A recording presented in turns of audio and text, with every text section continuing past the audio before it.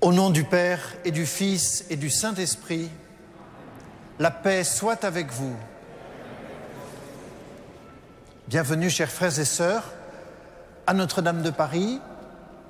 Vous qui êtes des fidèles habitués de Notre-Dame, bienvenue à vous qui venez exceptionnellement en pèlerinage ou en visiteur.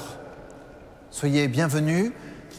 Donc aujourd'hui, ce n'est pas le cardinal 23 qui vous accueille, puisqu'il est en retraite en Bretagne, au foyer de charité de Tressin, avec une quarantaine de prêtres de Paris.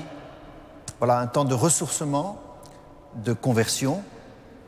Et je vous invite à prier ainsi pour les prêtres qui sont en retraite. Et puis dans beaucoup d'autres diocèses, c'est aussi une période pour des retraites sacerdotales, un moment pour prier pour les prêtres. Bienvenue aussi aux téléspectateurs de KTO, aux auditeurs de Radio Notre-Dame, puisque nous sommes en communion dans la foi et que nous allons entendre la parole de Dieu et prier ensemble. nous sommes rassemblés au nom du Christ.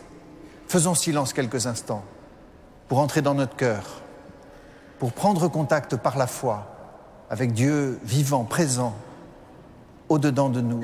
Faisons silence, entrons dans la grande liturgie de l'Église.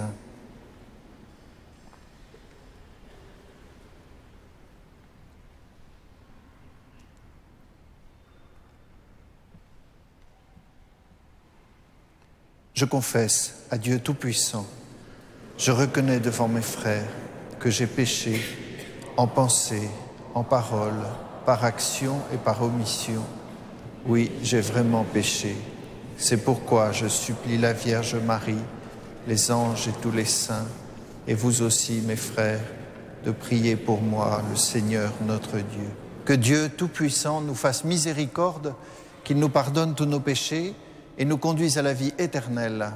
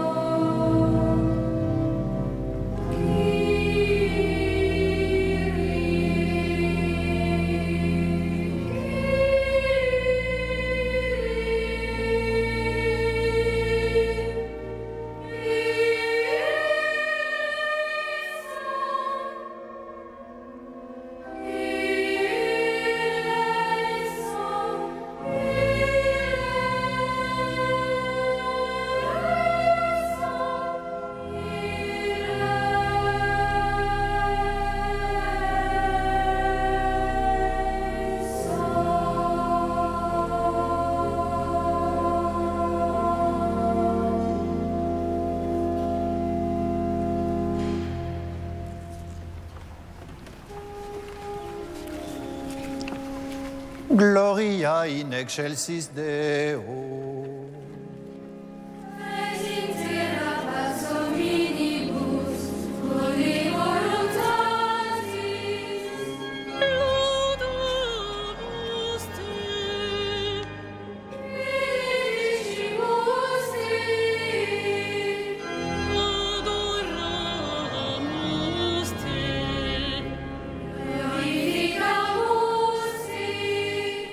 Gracias a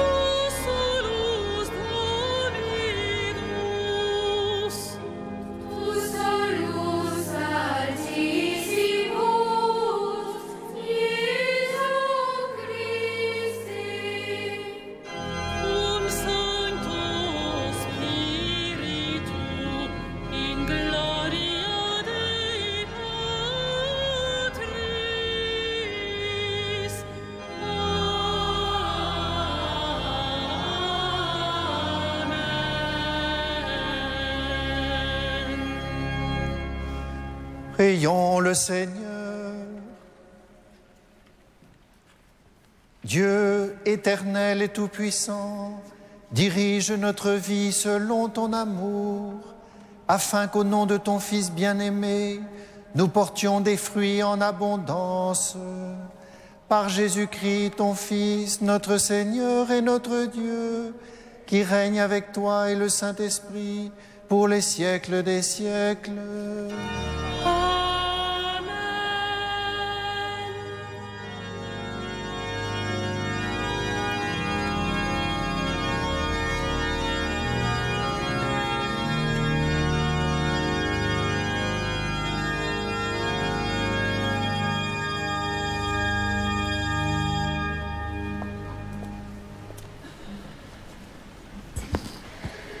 Lecture du livre d'Isaïe.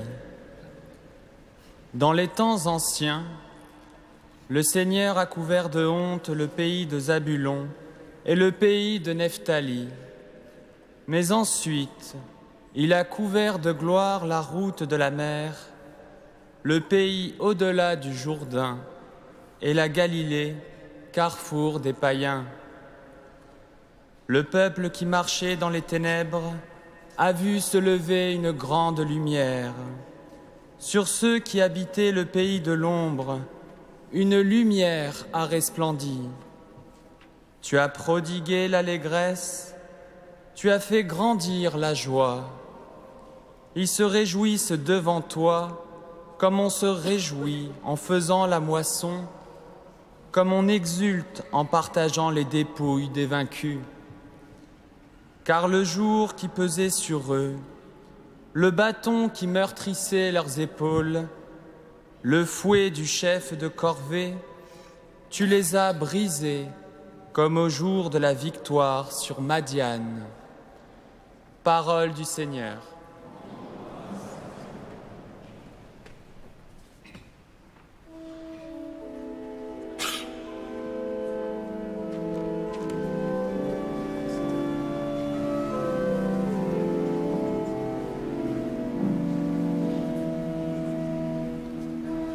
Le Seigneur est ma lumière et mon salut, de qui aurais-je crainte?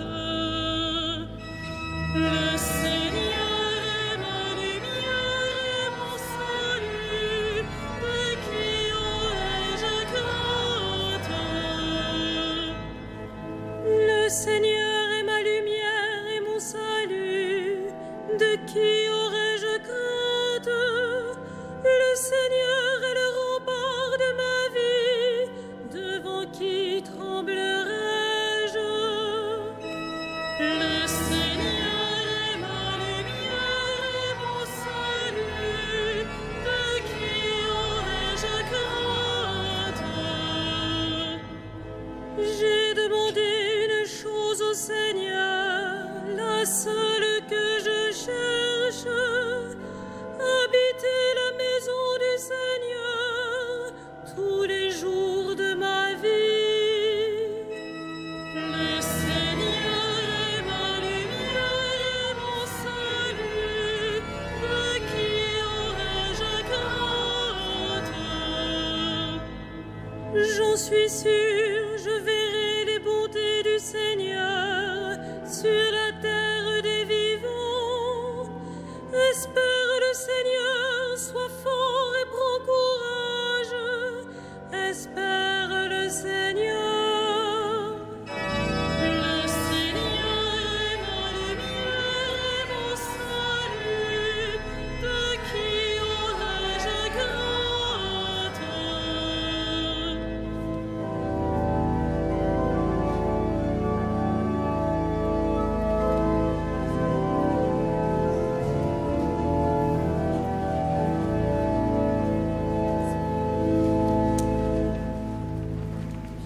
Lecture de la première lettre de saint Paul apôtre aux Corinthiens. Frères, je vous exhorte au nom de notre Seigneur Jésus-Christ à être tous vraiment d'accord, qu'il n'y ait pas de divisions entre vous. Soyez en parfaite harmonie de pensée et de sentiments. J'ai entendu parler de vous, mes frères, par les gens de chez Chloé. On dit qu'il y a des disputes entre vous. Je m'explique. Chacun de vous prend parti en disant « Moi, j'appartiens à Paul » ou bien « J'appartiens à Apollos » ou bien « J'appartiens à Pierre » ou bien « J'appartiens au Christ ». Le Christ est-il donc divisé? Est-ce donc Paul qui a été crucifié pour vous?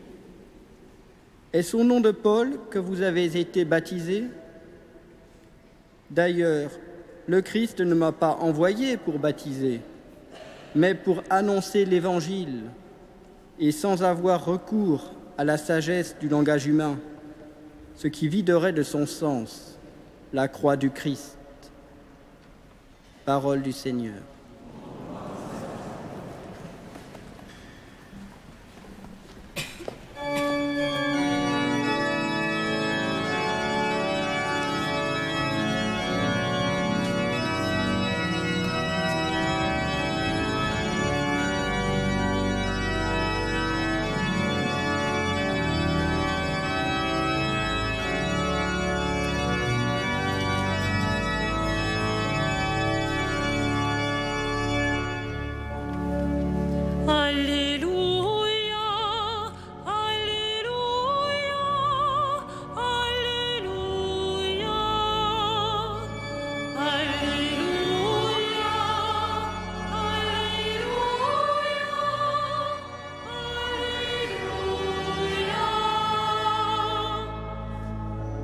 Béni soit le Seigneur notre Dieu sur ceux qui habitent les ténèbres.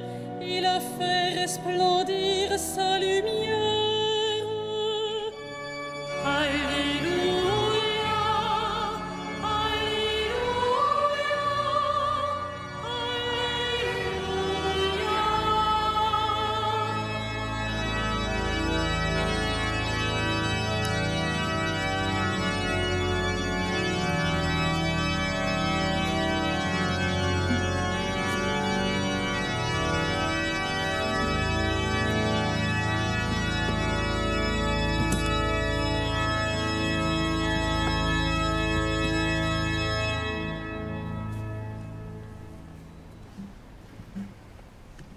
Le Seigneur soit avec vous.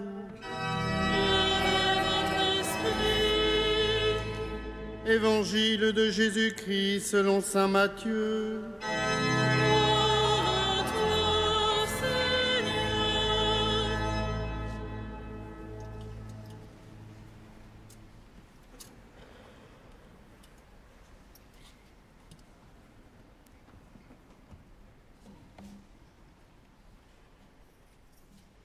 Quand Jésus apprit l'arrestation de Jean-Baptiste, il se retira en Galilée. Il quitta Nazareth et vint habiter à Capharnaüm, ville située au bord du lac, dans les territoires de Zabulon et de Nephtali.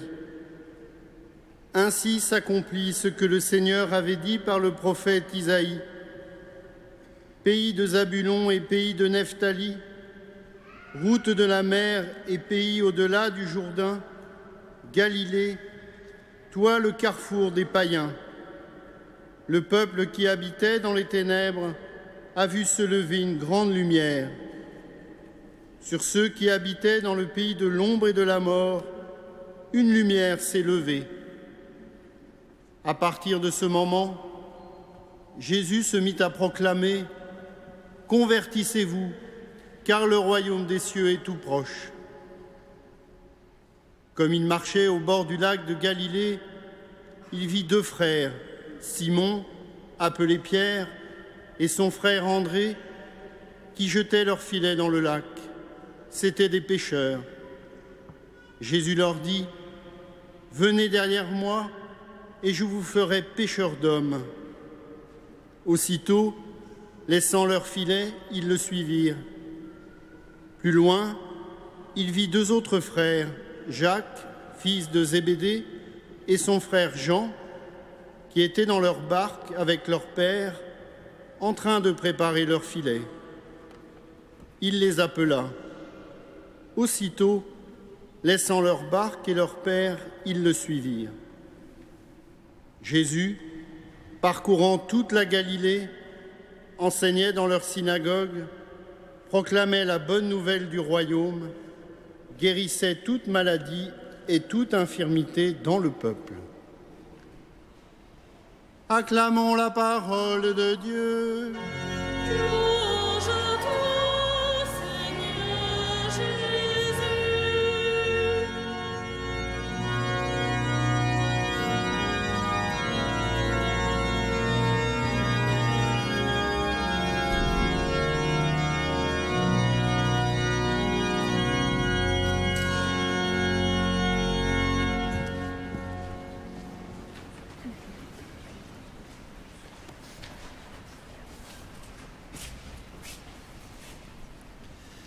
Chers frères et sœurs, avez-vous remarqué dans la bouche du pape François une invitation qui revient quotidiennement, il faut sortir. Nous l'entendons, l'Église est en sortie, dit-il. Il dit encore, il est vital qu'aujourd'hui l'Église sorte. Ou encore, nous sommes tous appelés à une nouvelle sortie missionnaire, sortir de notre propre confort, avoir le courage de rejoindre toutes les périphéries qui ont besoin de la lumière de l'Évangile. Sortir, sortir. Certains ont l'impression qu'il n'a que ce mot à la bouche. Et ça met la pression.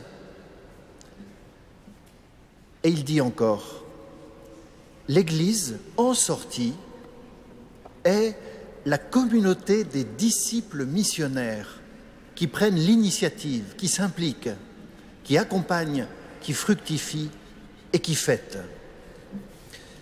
Oui, admettons-le, ça bouscule et ça met la pression. Mais posons-nous une question. Qu'est-ce qui fait que le Saint-Père ait une telle insistance?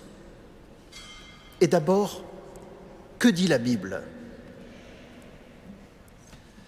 Alors c'est très intéressant puisque nous sommes en ce moment dans l'Évangile, au commencement du ministère public de Jésus. Et précisément, il y a quelque chose à propos de la sortie. Puisque l'Évangile nous raconte ce qu'on appelle souvent une journée avec Jésus. Alors on le voit le matin à Capharnaüm, il va à la synagogue pour prier, puis ensuite il rentre à la maison, chez Simon, et là, la belle-mère est malade et il guérit la belle-mère. Et puis le soir, tous les malades viennent à la maison et Jésus accueille, et Jésus apaise, et Jésus guérit. Et puis ensuite, fatigué, il va dormir et l'Évangile continue. Tôt le matin, Jésus sortit pour aller prier. Et puis, comme ses disciples le cherchent, ils le trouvent en train de prier et ils lui disent « Maître, nous t'attendons ». Réaction de Jésus « Non, il me faut aller dans les villages alentours parce que c'est pour cela que je suis sorti ». Ainsi, nous voyons trois sens, trois significations pour Jésus de cette sortie. D'abord, Jésus se lève le matin pour aller prier. Car pour pouvoir vivre sa mission, il a besoin de ce ressourcement avec son Père. Il sort pour prier. Le deuxième sens, c'est que Jésus a commencé par passer 30 années de vie cachée à Nazareth. Et à un moment, il est sorti pour commencer son ministère public et pour aller sur les routes et aller à la rencontre des personnes, et particulièrement des personnes en souffrance. Et dans le langage de l'Évangile, il est évident que cette signification a de l'importance. Jésus est sorti de sa vie cachée de Nazareth pour exercer sa mission. Mais il y a une troisième signification, et c'est dans l'Évangile de Saint Jean. Car nous lisons dans l'Évangile de Saint Jean Jésus qui parle à ses disciples et qui dit « Je suis sorti du Père et je suis venu dans le monde. Et il nous dit quelque chose de sa relation avec son Père. Je suis venu de Dieu, je suis sorti du Père et venu dans le monde. Et nous percevons ainsi le grand mouvement de sortie de Jésus. Et chez Jésus, c'est indissociable, ce mouvement de sortie et ce mouvement de don de lui-même. Et je crois que cela nous aide.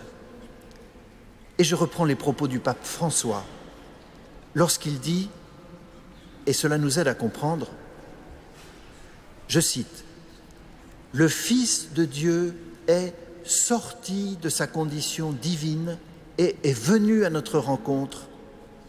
L'Église est à l'intérieur de ce mouvement et tout chrétien est appelé à aller à la rencontre des autres, à dialoguer avec ceux qui ne pensent pas comme nous.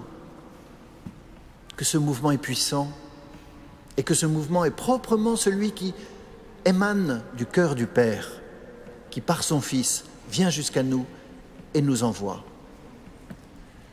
Alors vous me direz, c'est pas confortable. Non, c'est pas confortable. Et il y a même une tension intérieure, une contradiction que je trouve extrêmement justement dite par sainte Edith Stein, qui dit la chose suivante, « Plus on est attiré profondément en Dieu, plus il faut en ce sens sortir de soi, c'est-à-dire aller vers le monde pour y porter la vie divine. » Et nous sentons bien qu'il y a une respiration dans notre vie, entre rentrer en soi-même et sortir de soi.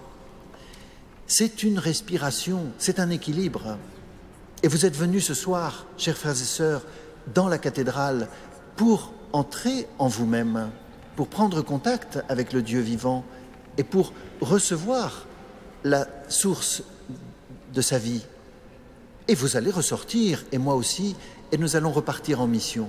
Et nous avons besoin de cette respiration, de ce mouvement. Plus on est attiré profondément en Dieu, plus il faut en ce sens sortir de soi, c'est-à-dire aller vers le monde pour y porter la vie divine. Ainsi, nous voyons que dans l'évangile d'aujourd'hui, c'est le moment où Jésus quitte sa vie cachée et commence sa vie publique. C'est une charnière, une étape dans la sortie du Fils de Dieu. Jésus vit une étape charnière et dans cette étape charnière, il entraîne avec lui des hommes. Nous l'avons entendu, comme il marchait au bord du lac, il rencontre Simon et André et il leur dit « Suis-moi ». Et eux, quittant leur barque, le suivent. Puis après, ils rencontrent Jacques et Jean et ils disent « Suis-moi ». Et eux le suivent. On sent l'attrait de Jésus sur ces hommes. Probablement aussi sont-ils séduits, un peu séduits, pour qu'ils aient la force, car on sent bien l'enthousiasme à répondre.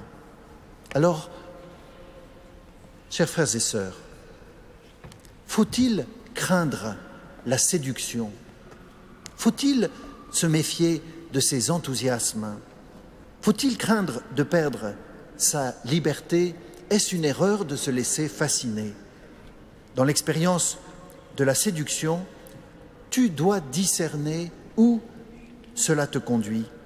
Est-ce que cela te conduit à devenir meilleur, à devenir plus altruiste, à avoir du courage dans l'épreuve, à avoir le courage de faire la vérité, le courage de rejeter le mensonge, la simplicité pour reconnaître la valeur de l'autre? Alors oui, si l'expérience de la séduction te rend meilleur que tu n'étais et te permet de te dépasser, si elle te conduit à une conversion profonde, accueille-la. Oui, le Christ veut nous séduire pour nous sortir de nous-mêmes et nous entraîner dans son mouvement. Mais si c'est le contraire, méfie-toi de la séduction. Tu m'as séduit, Seigneur, et je me suis laissé séduire, confiait Jérémie la beauté de Dieu, la bonté de Dieu, la douceur de Dieu. Heureux celui que Dieu a séduit et qui vit sous son emprise. Bienheureuse emprise qui donne la force de la conversion. Ne résiste pas à cette emprise qui entraîne ta liberté vers le bien.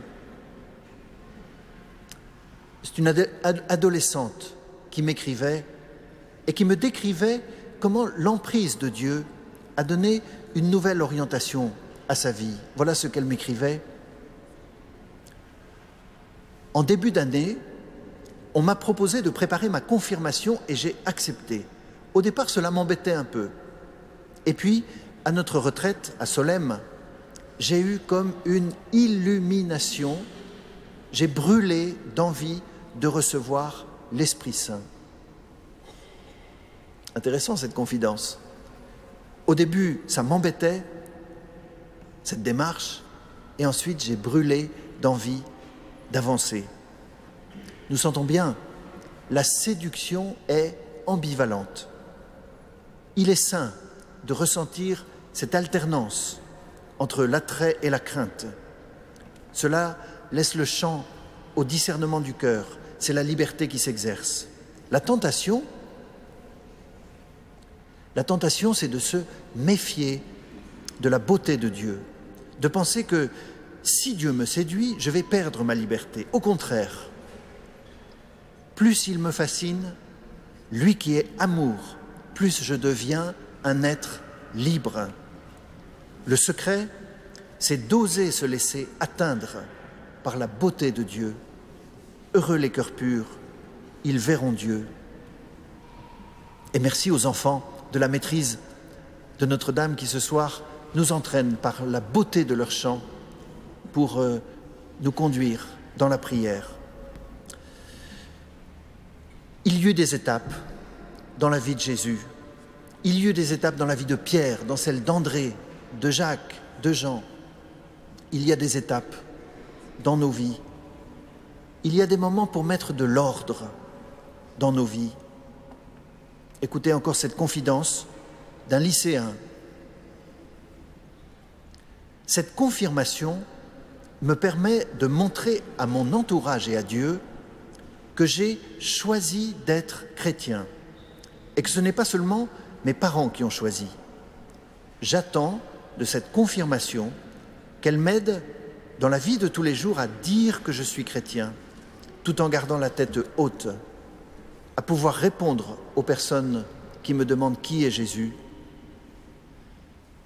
Je garderai un souvenir inoubliable de cette année de préparation qui m'a permis de prendre conscience de ce que signifie le fait d'être chrétien.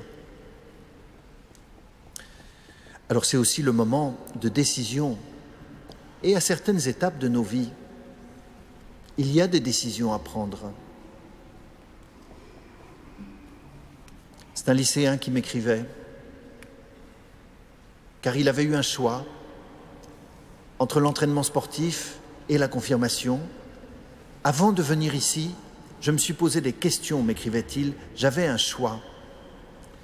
Soit je faisais un championnat sportif, soit je préparais ma confirmation. Je me suis dit que Dieu me tendait la main et je faisais le bon choix. Je ne l'ai pas regretté. Chers frères et sœurs, je pense ce soir à celles et ceux d'entre vous à qui Dieu est en train de tendre la main.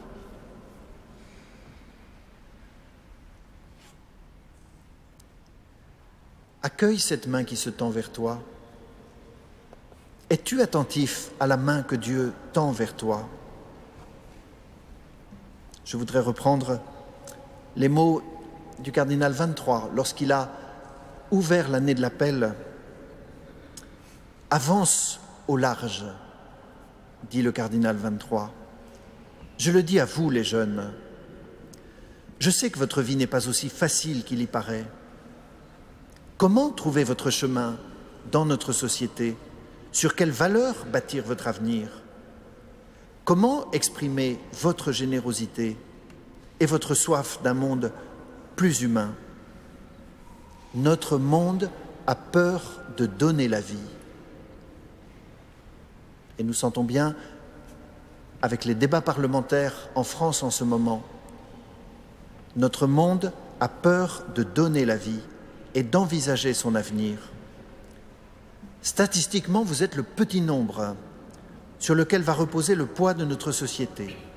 Je voudrais vous convaincre de n'avoir pas peur de l'avenir. Quel qu'il soit, nous savons que Dieu ne nous lâchera pas. Cet avenir sera ce que nous le ferons. Demain commence aujourd'hui. Si aujourd'hui, tu réponds oui aux appels du Christ, tu construis un monde meilleur. Chers frères et sœurs, accueillons la main que Dieu nous tend, accueillons la parole de Jésus qui vient nous rejoindre et qui nous appelle. Laissons résonner en nous cette parole du psaume que nous avons chanté tout à l'heure. J'ai demandé une chose au Seigneur, la seule que je cherche, habiter la maison du Seigneur tous les jours de ma vie. Amen.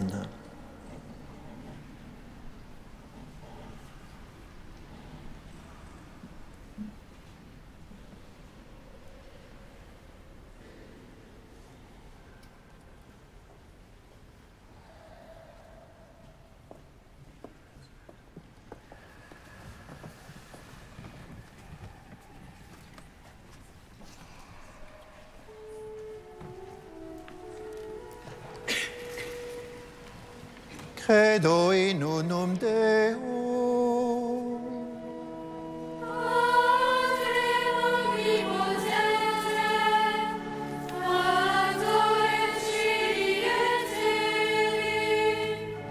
Et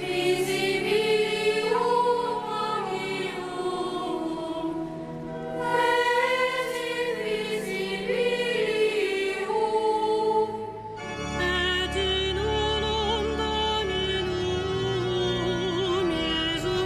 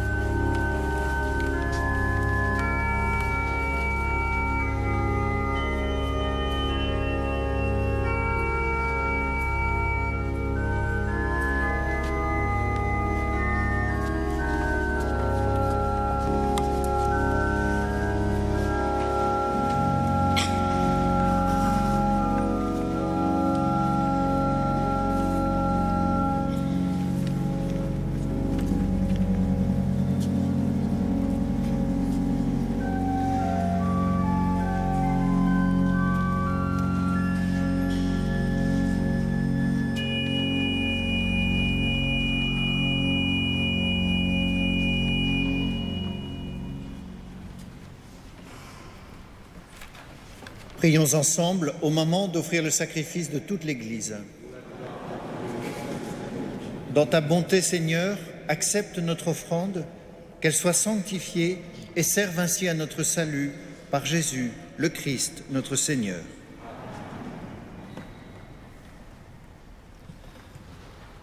Le Seigneur soit avec vous.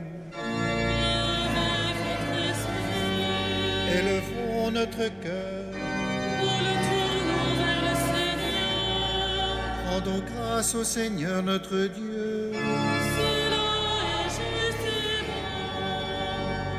bon. Vraiment, il est juste et bon de te rendre gloire, de t'offrir notre action de grâce toujours et en tout lieu. À toi, Père très saint, Dieu éternel et tout-puissant, par le sang que ton Fils a versé, par le souffle de ton Esprit créateur, tu as ramené vers toi tes enfants que le péché avait éloignés. Et ce peuple unifié par la Trinité sainte, c'est l'Église, gloire de ta sagesse, corps du Christ et temple de l'Esprit. Et nous qui sommes rassemblés pour te rendre grâce, avec les anges du ciel, nous te chantons.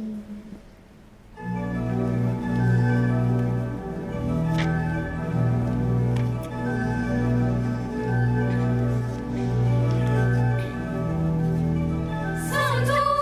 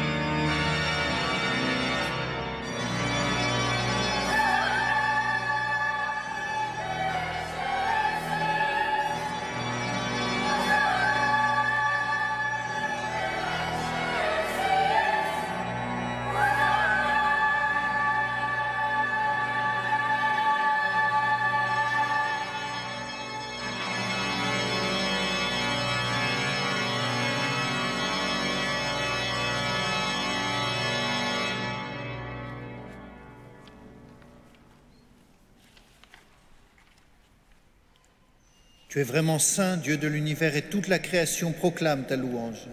Car c'est toi qui donnes la vie, c'est toi qui sanctifies toutes choses par ton Fils Jésus-Christ, notre Seigneur, avec la puissance de l'Esprit Saint. Et tu ne cesses de rassembler ton peuple afin qu'il te présente partout dans le monde une offrande pure. C'est pourquoi nous voici rassemblés devant toi. Et dans la communion de toute l'Église, en ce premier jour de la semaine, nous célébrons le jour où le Christ est ressuscité d'entre les morts. Par lui que tu as élevé à ta droite, Dieu Tout-Puissant, nous te supplions de consacrer toi-même les offrandes que nous apportons. Sanctifie-les par ton Esprit, pour qu'elles deviennent le corps et le sang de ton Fils, Jésus-Christ, notre Seigneur, qui nous a dit de célébrer ce mystère. La nuit même où il fut livré, il prit le pain. En te rendant grâce, il le bénit, il le rompit et le donna à ses disciples en disant : « Prenez et mangez-en tous, ceci est mon corps livré pour vous. »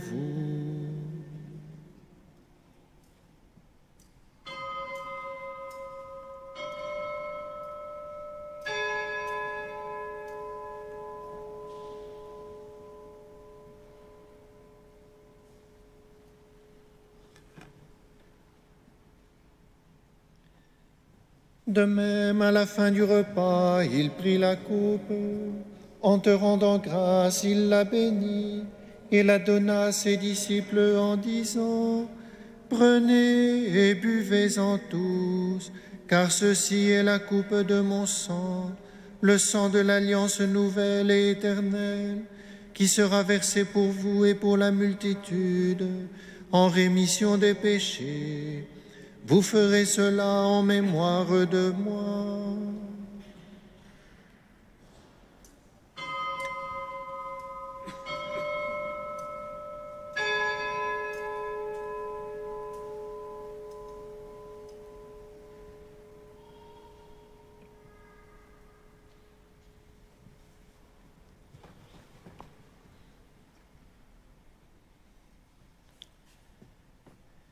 Il est grand le mystère de la foi.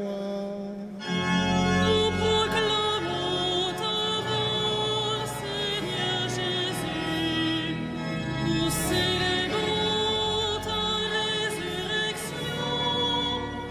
Nous attendons ta venue dans la gloire.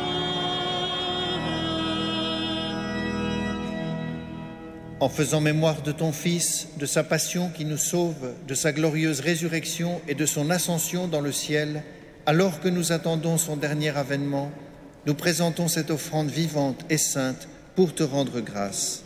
Regarde, Seigneur, le sacrifice de ton Église et daigne y reconnaître celui de ton Fils qui nous a rétablis dans ton alliance.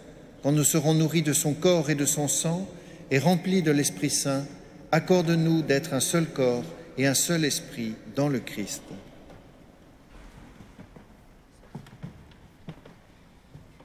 Que l'Esprit Saint fasse de nous une éternelle offrande à ta gloire, pour que nous obtenions un jour les biens du monde à venir, auprès de la Vierge Marie, la bienheureuse Mère de Dieu, de Saint Joseph son époux, avec les apôtres, les martyrs et tous les saints qui ne cessent d'intercéder pour nous.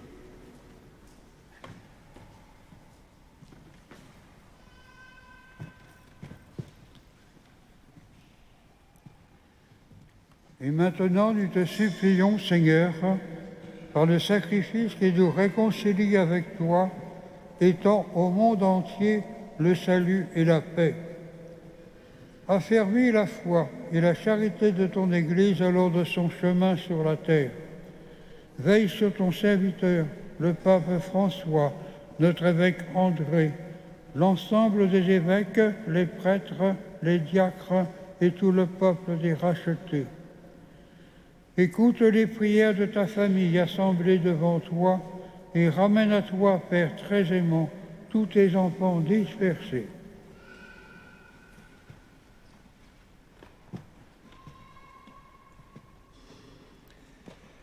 Pour nos frères défunts, Pour les hommes qui ont quitté ce monde et dont tu connais la droiture, nous te prions. Reçois-les dans ton royaume, où nous espérons être comblés de ta gloire tous ensemble et pour l'éternité, par le Christ notre Seigneur, par qui tu donnes au monde toute grâce et tout bien.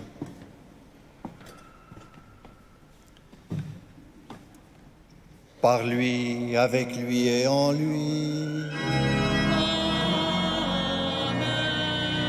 À toi, Dieu le Père Tout-Puissant, dans l'unité du Saint-Esprit. Tout honneur et toute gloire pour les siècles des siècles.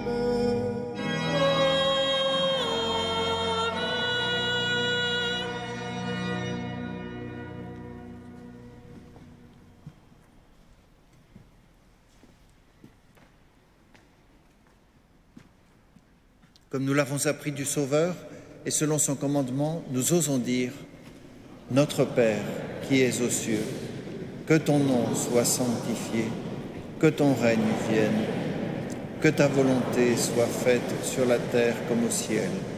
Donne-nous aujourd'hui notre pain de ce jour. Pardonne-nous nos offenses, comme nous pardonnons aussi à ceux qui nous ont offensés. Et ne nous soumets pas à la tentation, mais délivre-nous du mal. Délivre-nous de tout mal, Seigneur, et donne la paix à notre temps. Par ta miséricorde, libère-nous du péché, rassure-nous devant les épreuves, en cette vie où nous espérons le bonheur que tu promets et l'avènement de Jésus-Christ, notre Sauveur.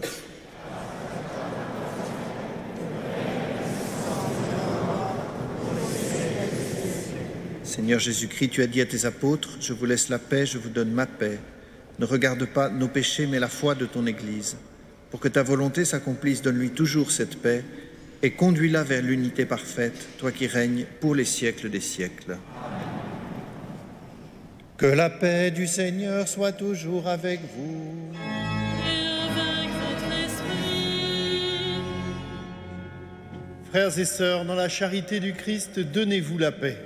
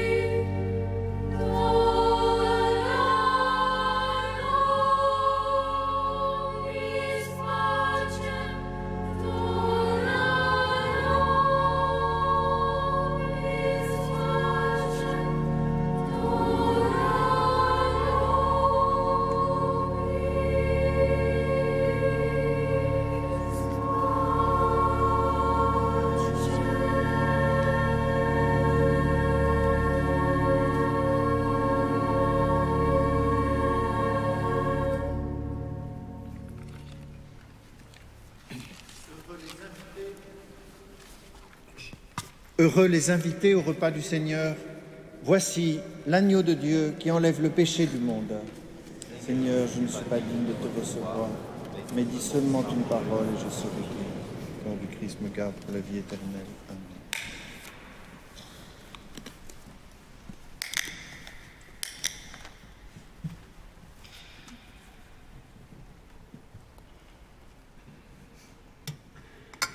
Amen.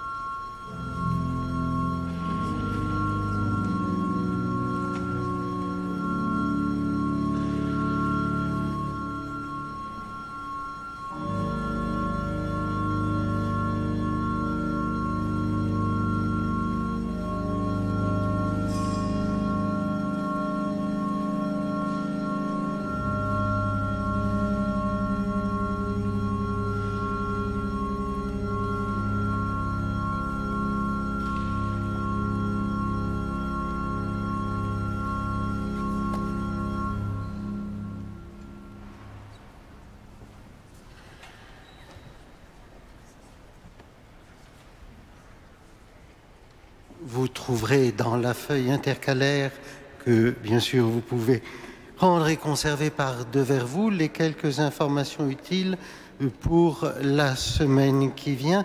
J'attire votre attention seulement sur ce point que le 2 février, fête de la présentation du Seigneur au Temple et de la purification de la Vierge Marie, tombe cette année un dimanche.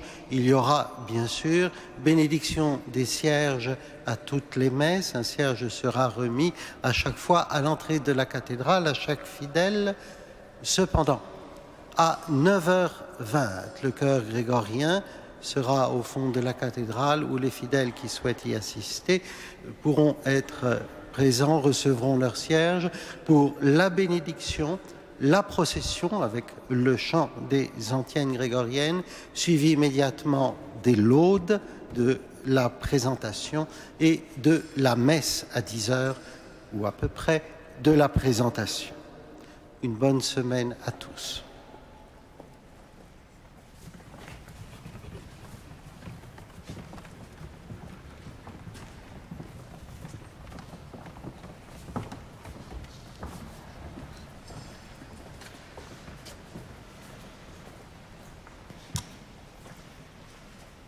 Ayons le Seigneur. Permets, nous t'en prions, Dieu Tout-Puissant, qu'ayant reçu de toi la grâce d'une nouvelle vie, nous puissions nous en émerveiller toujours par Jésus le Christ, notre Seigneur.